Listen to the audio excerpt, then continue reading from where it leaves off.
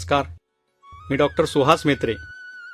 आयुर्वेद, निसर्गोपचार, ॲक्युपंक्चर, रुग्णालय व्यवस्थापन इत्यादी अनेक विषयांचा अभ्यास करता करता आणि आरोग्यावर व्याख्याने देता देता मी डॉक्टर श्रीनिवास कशाळीकर यांच्या संपर्कात आलो.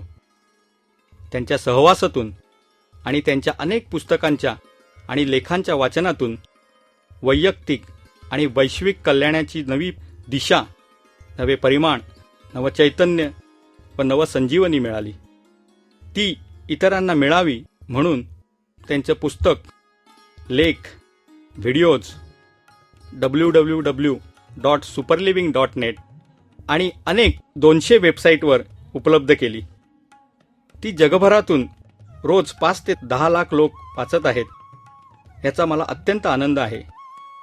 आणि म्हणूनच नामस्मरण हे बोलकं पुस्तक सादर करताना तो आनंद शतगुणित होत आहे. तुम्हा सर्वांना या पुस्तकांचा सर्वंकष लाभ व्हावा यासाठी मनपूर्वक शुभेच्छा.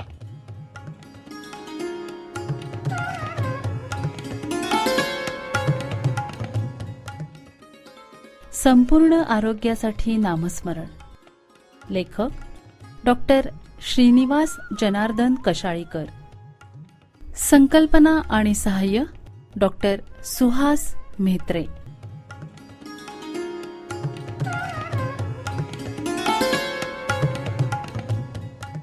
प्रकाशक ईशा प्रकाशन अर्थात international society for super living and holistic health advancement.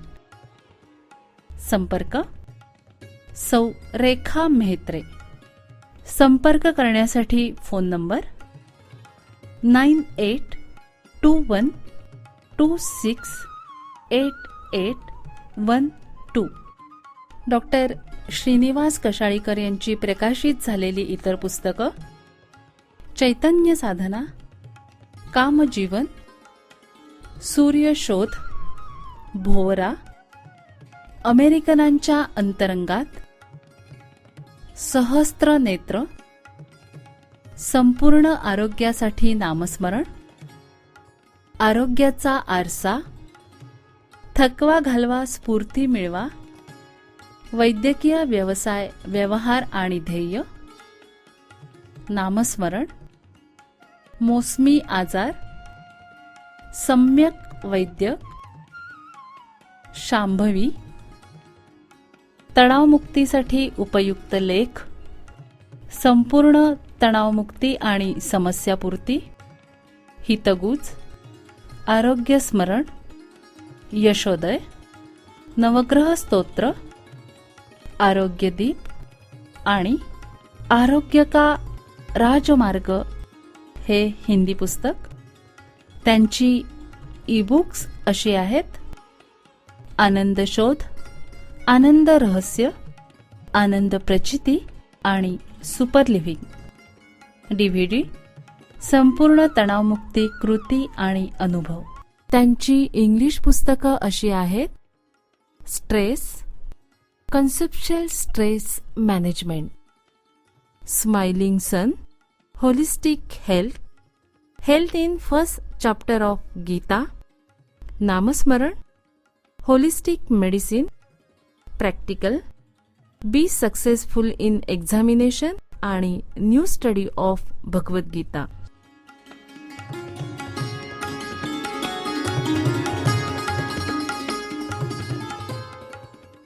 वाचक स्वर प्रीती किरकिरे आणि निर्मिती सहाय्य सुचेता गरुडे.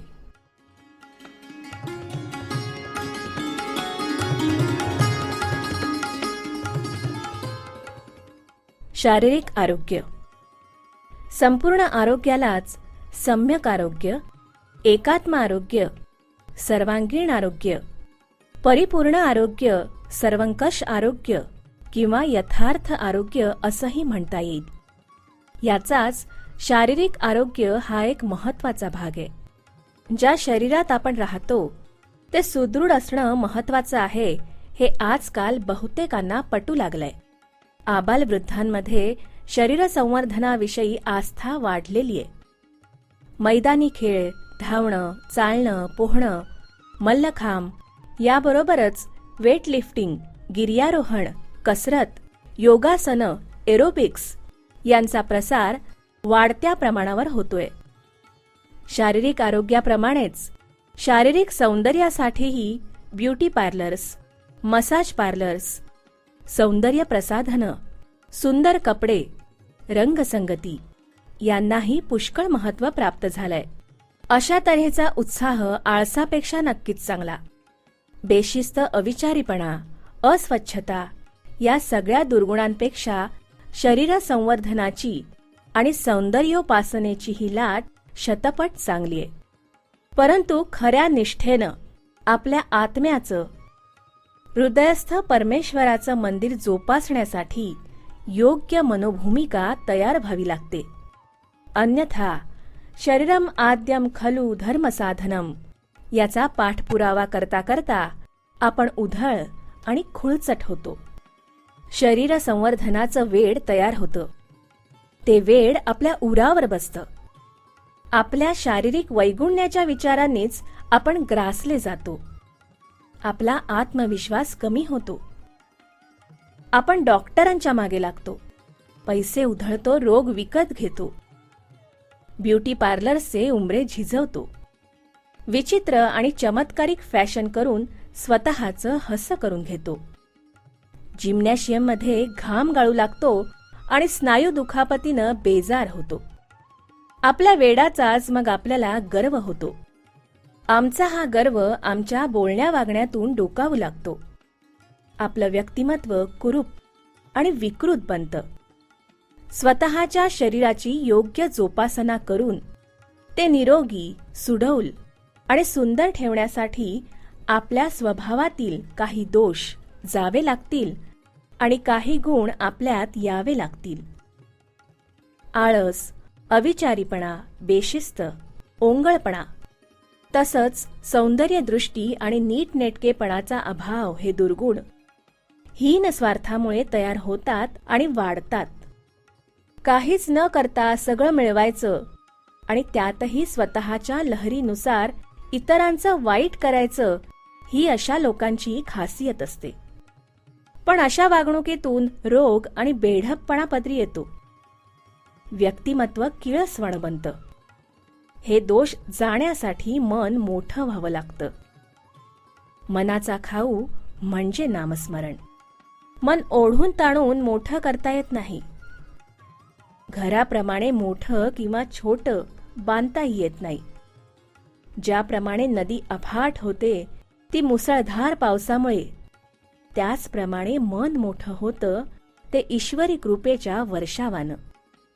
हीन स्वार्थ जसजसा कमी होईल तसतसे हळूहळू हे दोष निघून जातात.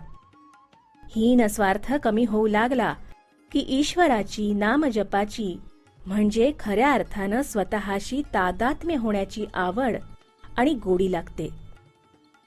त्यामुळे रोजचा दिनक्रम ही एक क्रीडा होते, पूजा होते. दिनक्रमात सहजता, व्यायाम, खेळ, नीटनेटकेपणा वाढत जातात आणि डोईजड मात्र होत नाहीत. त्यांचा फॅड होत नाही आणि विकृतीची बाधाही होत नाही. नामस्मरणानं जीवन ही जोशपूर्ण आणि मनोहर अशी नाट्य नृत्य क्रीडा बनते, जी ईश्वरार्पण करण्यात येते. शारीरिक आरोग्य, सौष्ठव आणि सौंदर्याची जोपासना ही अशा सुंदर महानाट्यातली एक मनोरंजक भाग बनते. तुकारामांच्या गाथेत म्हटल्याप्रमाणे, वाचे विठ्ठल नाही तोची प्रेतरूप पाही, धिक त्याचे जालेपण भार नसाहे मेदिनी. तसंच श्री समर्थ रामदास स्वामींच्या दासबोधात म्हटल्याप्रमाणे, नामस्मरे निरंतर ते जाणावे पुण्य शरीर, महादोषांचे गिरीवर रामनामे नासती.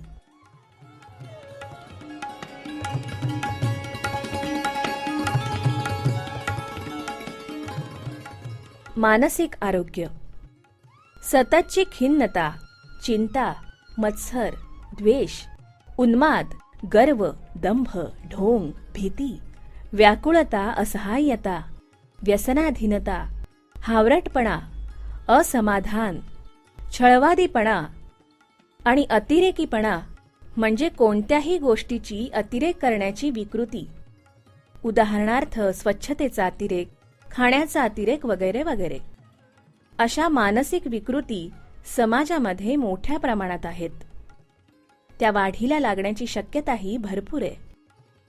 याचा परिणाम म्हणजे रुग्ण स्वतःचं आणि इतरांचं समाधान नष्ट करतात. त्याचप्रमाणे योग्य सल्ल्याच्या आणि योग्य शिक्षणाच्या अभावी स्ट्रेस क्लिनिक्स, स्पिरिच्युअल हिलिंग, बुवा, महाराज, मनोविकार तज्ज्ञ यांच्या मागे लागतात आणि पैसे, वेळ, स्वयंपूर्णता, स्वाभिमान इत्यादी सर्वच बऱ्याचदा गमावूनही बसतात. असं घडण्याचं कारण असं की मानसिक रोगाविषयीचा आधुनिक वैद्यकाचा दृष्टिकोन अपुरा आहे. भारतीय मानसशास्त्र, योगशास्त्र, सांख्यशास्त्र, आयुर्वेद यांचं याविषयीचं आकलन अधिक सखोल आहे. हे आकलन निव्वळ अधिक सखोलच नाही, तर अनुभवाच्या कसोटीवर उतरलेलं आहे.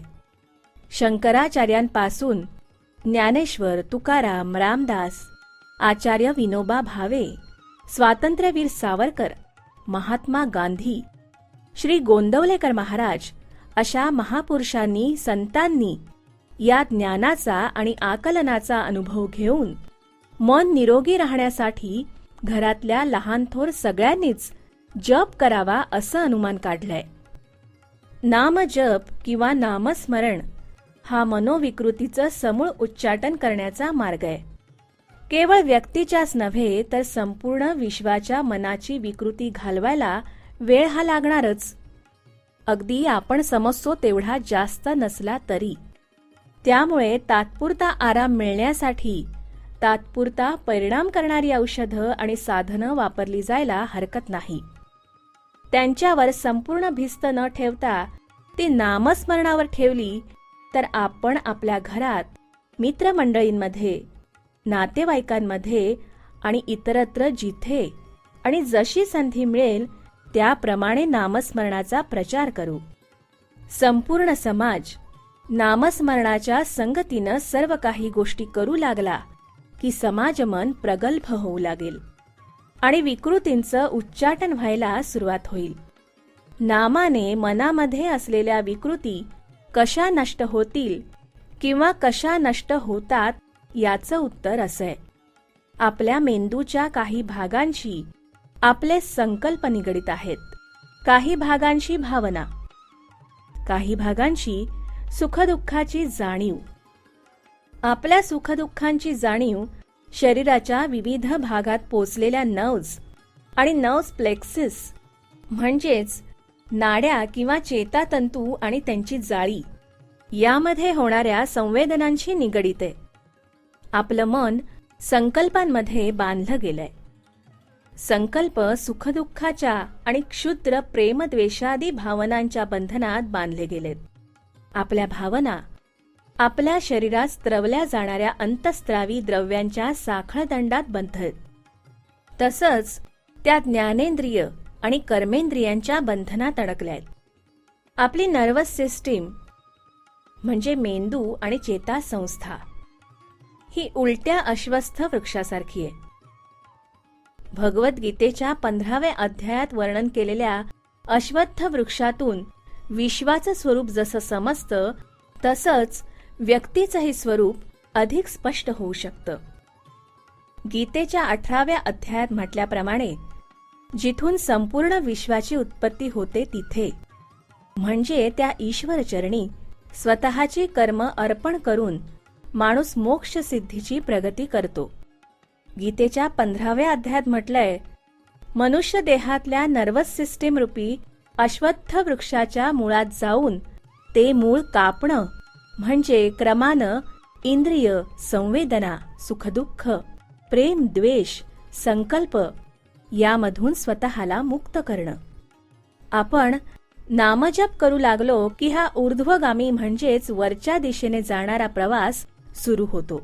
नामस्मरणानं श्री सत्यसाई बाबांच्या भाषेत चित्तशुद्धी योग म्हणजे संकल्प शुद्धी होते. मनातली संभ्रमरूपी जळमटं दूर होतात. नामस्मरणानं नराचा नारायण होतो, मनाचं उन्मन होतं आणि पृथ्वीचा स्वर्ग होऊ शकतो. ज्ञानेश्वरीच्या 9व्या अध्यायात म्हटलंय, ऐसे माझेनी नाम घोषे, नाही करीती विश्वाची दुःखे, अवघे जगची महासुखे, दुदुमीत भरले. काही एकाधेनी वैकुंठा जावे, ते तिन्ही वैकुंठची केले आघवे, ऐसे नामघोष गौरवे, धवळले विश्व. दासबोधात म्हटल्याप्रमाणे, चहुवर्णा नामाधिकार, नामी नाही नाही लहान थोर, जड मूढ पैल पार, पावती नामे. आयुर्वेद शास्त्रात आधी दैविक, आध्यात्मिक आणि आधी भौतिक अशा प्रकारच्या व्याधी असतात. यापैकी आधी दैविक आणि आध्यात्मिक या मनाशी निगडीत असतात. मनाची व्याप्ती ही शरीरांतर्गत आहे, तशीच ती शरीराबाहेरही आहे. मन हे शरीरापेक्षा सूक्ष्म आहे. शरीराची निगडीत पण शरीराच्या बाहेर पसरलेल्या मनावर विश्वातल्या विविध सूक्ष्म मनांचा परिणाम होत असतो. सामान्य भाषेत या प्रकाराला पिशाच्य बाधा करणी असं म्हणतात, तर पाश्चात्य वैद्यकाच्या परिभाषेत मानसिक रोग म्हणतात. श्रीमद दासबोधात म्हटलं आहे की ह्या व्याधी नामस्मरणानं नष्ट होतात. भूत पिशाच नाना छंद, ब्रह्मगिरो ब्राह्मण संबंध, मंत्रचळ नाना खेद, नामनिष्ठे नासती. नामे विषबाधा हरती, नामे चेडे चेटके नासती, नामे होये उत्तम गती अंतकाळी. वैचारिक आरोग्य. विश्वाचं स्वरूप समजून घेण्यासाठी अगदी अनादी काळापासून मनुष्याचा प्रयत्न चालू आहे. विचार केला की विश्वातल्या पुष्कळ गूढांची उकल होते. परंतु आपल्याला असं आढळतं की लाखो लोक विचार करतात, तरी त्यांच्यातल्या फारच थोड्यांना सारासार विचार करता येतो. थोड्याच लोकांना साहित्य, कला, विज्ञान यामध्ये प्रभुत्व मिळवता येतं आणि कोट्यावधी लोकांमधून एखाद्यालाच आत्मज्ञान होतं, आत्मसाक्षात्कार होतो. विचारांची स्पष्टता, मर्मग्राहकता, आकलनशीलता कशावर अवलंबून असते? जगाच्या परिस्थितीत बदल घडवणारे विचार कसे स्फुरतात? जीवन अंतर्बाह्य प्रगल्भ करणारं वैचारिक सामर्थ्य कसं प्राप्त होतं? शिक्षण, अभ्यास, वाचन, निरीक्षण, चिंतन, प्रयोग, लेखन, चर्चा वगैरे मार्गांनी विचार मूलग्राही बनण्याची प्रक्रिया सुरू होते, वेग घेते हे खरंय. परंतु जे देखे कवी ते न देखे रवी, अशा तऱ्हेची दृष्टी कवीला कशी प्राप्त होते? ज्या योगे विश्व कल्याण होईल असे विचार ऋषीमुनींना कसे स्फुरले? ज्या योगे व्यक्ती जीवनाचं सार्थक होईल आणि समाजामध्ये सुख समृद्धी नांदू शकेल असे विचार ज्योतिषविद्या, गणित, वैद्यक, संगीत, नृत्य, नाट्य, वास्तू, शिल्प अशा विविध रूपातल्या शास्त्रात कसे अवतीर्ण झाले? आचार, आहार, नीती, समाजव्यवस्था, राज्यव्यवस्था अशा क्षेत्रात मूलगामी मार्गदर्शन करणारे, हजारो वर्ष दीपस्तंभ ठरणारे विचार कुठून आणि कसे आले? बाह्य विश्व आणि आंतरिक विश्व कवेत घेणारे विचार कसे आणि कोणत्या मनस्थितीत प्रगट झाले? आजच्या परिस्थितीत ह्या प्रश्नांची उत्तरं शोधणं फार महत्वाचं आहे.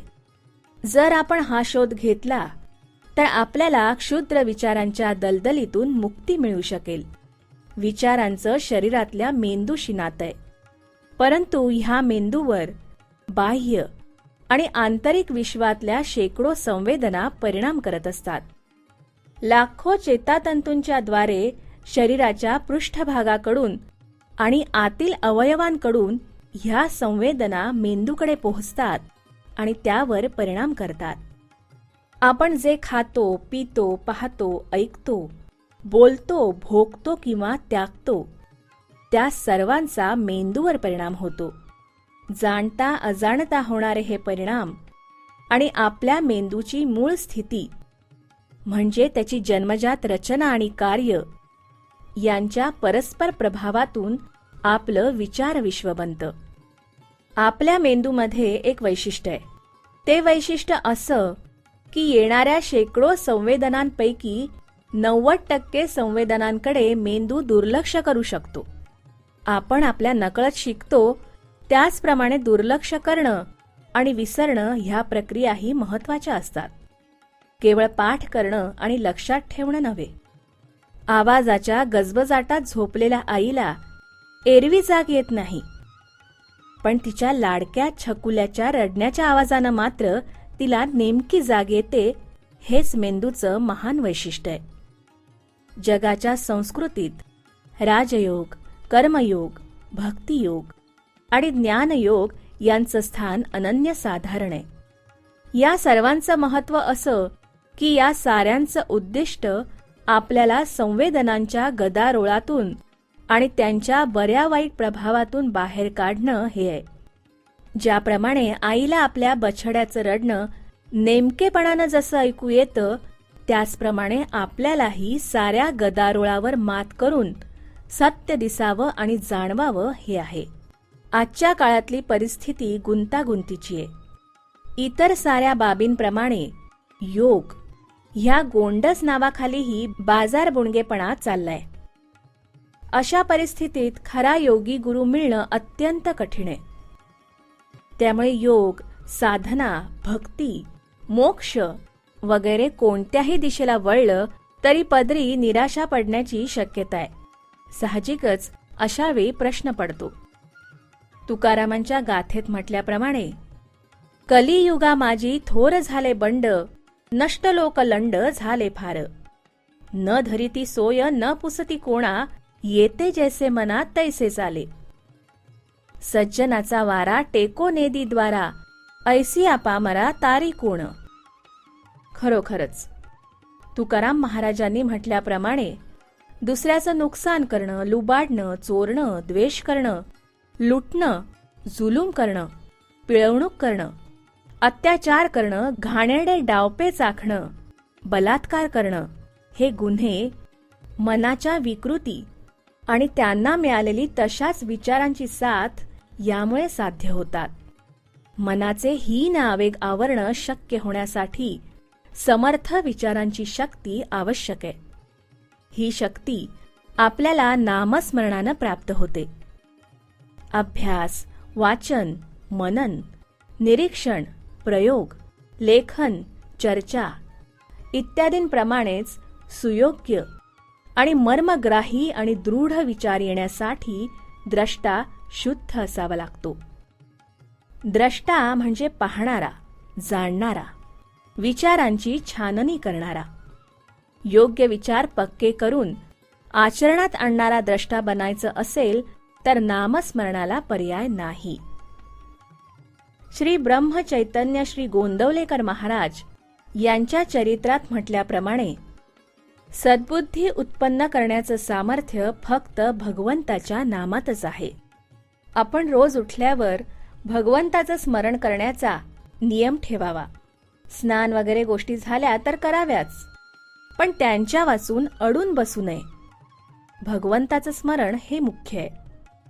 दासबोधात म्हटलंच आहे, कोडे सांकर्डे संकट नाना संसार खटपट, अवस्था लागता चटपट नामस्मरण करावे. तुकारामांच्या गाथेत म्हटलंय, कंठी धरिला कृष्णमणी अवघा जनी प्रकाश. याचाच भावार्थ असा की कृष्ण नामरूपी असा बुद्धी प्रकाशित करणारा, सम्यक ज्ञान देणारा मणी आम्ही मुखी धारण केलाय. त्यामुळे आमचे विचार अचूक होतीलच, पण संपूर्ण समाजात सद्बुद्धी प्रसवणारा ज्ञानप्रकाश पसरेल.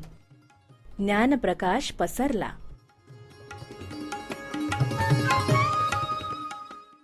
आर्थिक आरोग्य. आपल्याला नेहमी असं वाटतं की श्रीमंती म्हणजे आर्थिक आरोग्य आणि मध्यमवर्गीय किंवा गरीब स्थिती म्हणजे अनारोग्य.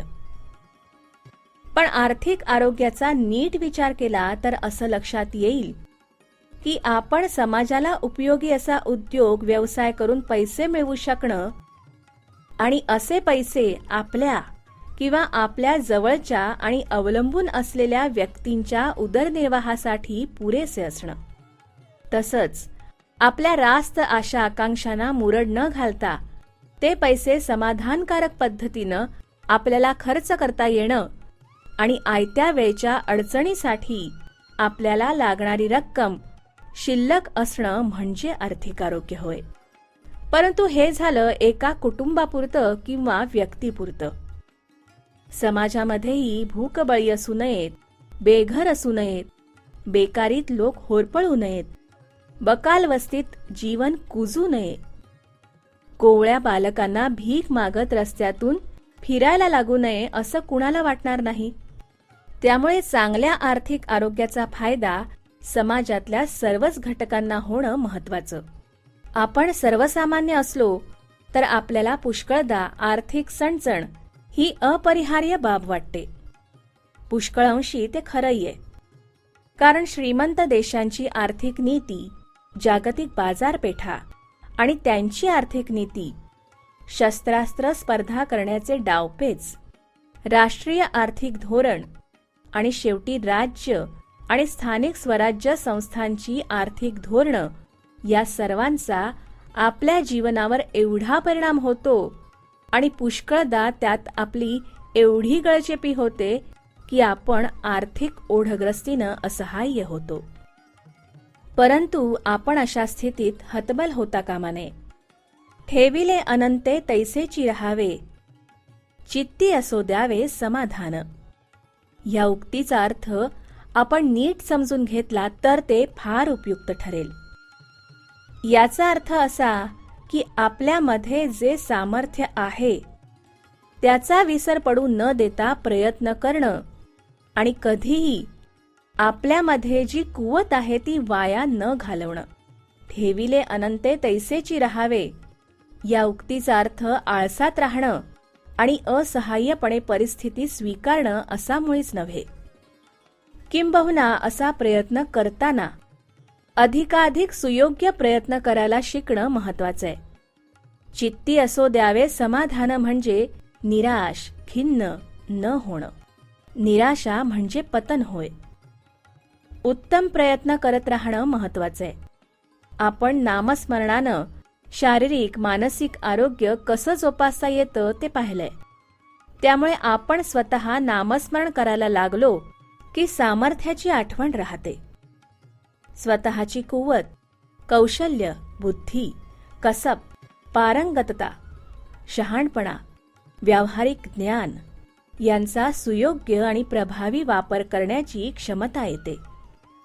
तसंच संकटात खचून न जाता, गडबडून न जाता प्रसन्न वृत्ती आणि समाधानी वृत्तीने राहण्याची ताकद येते.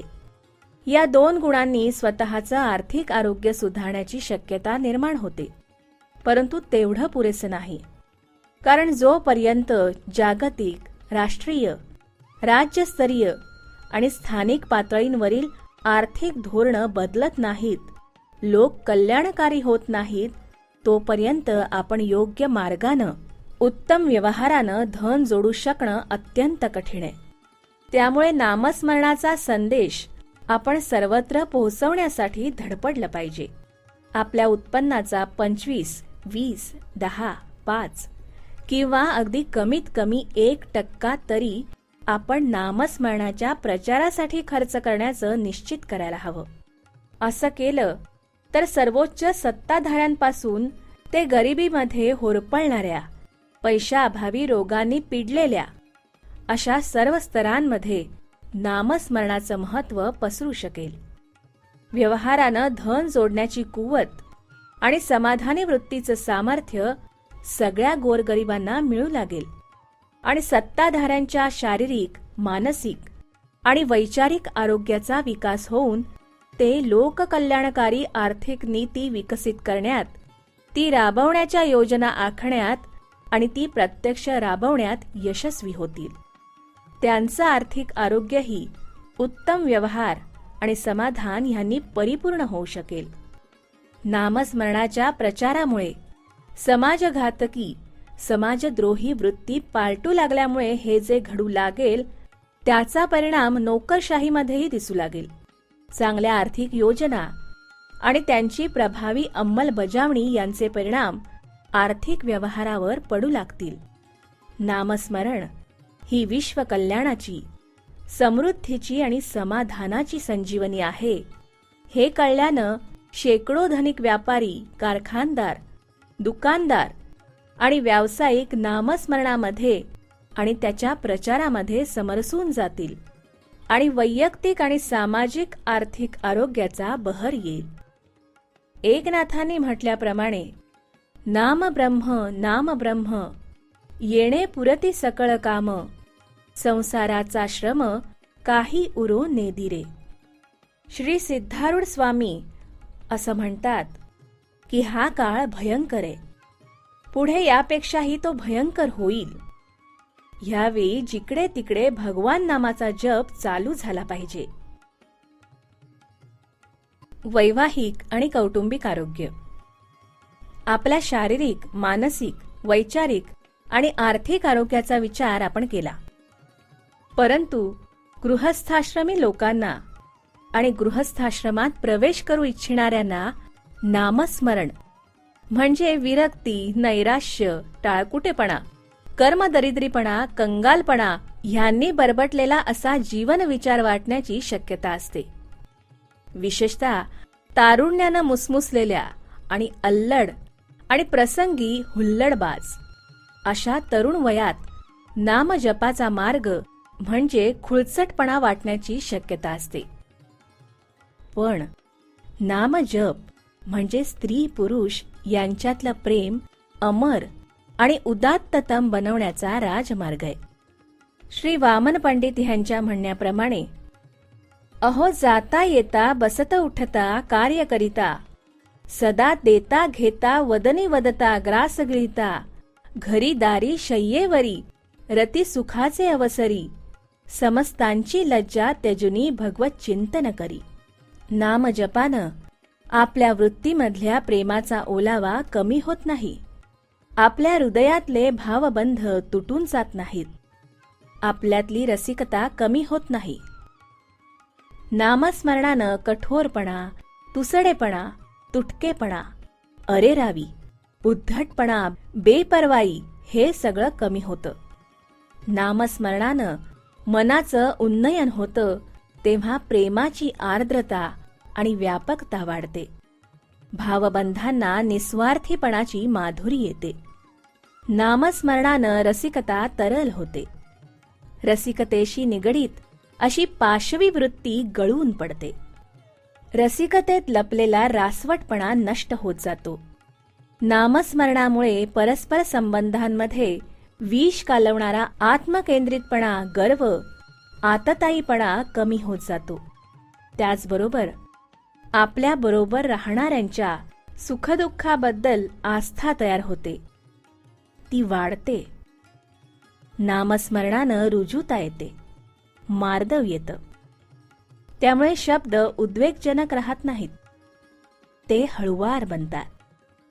त्यात आर्जव येतं.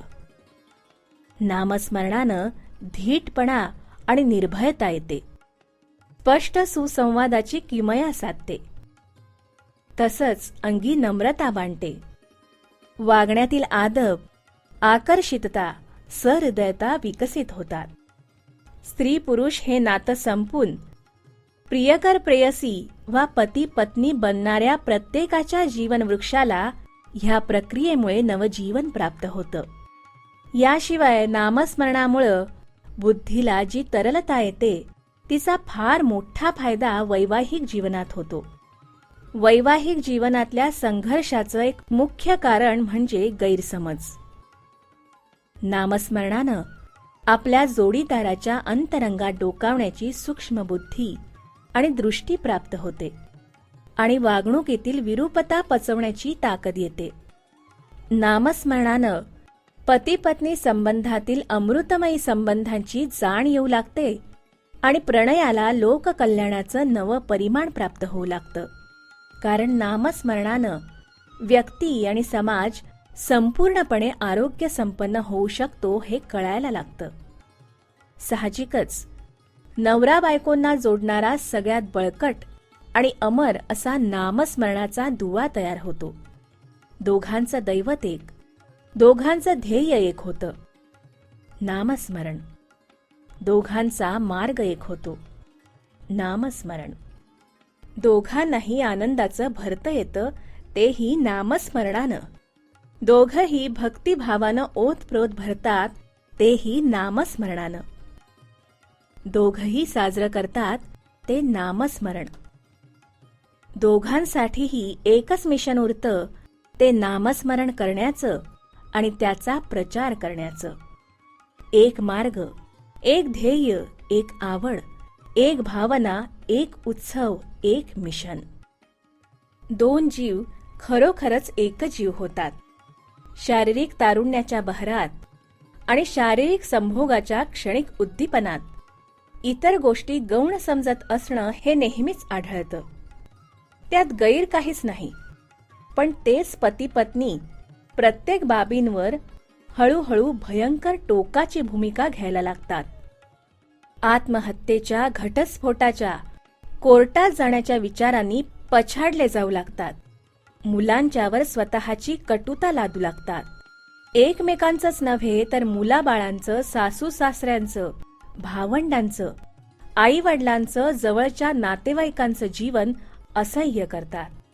कधी आई वडिलांच्या राहण्याचं, आजारपणाचं निमित्त करून तर कधी मुलांच्या शिक्षणावरून त्यांचे मतभेद तीव्र होतात.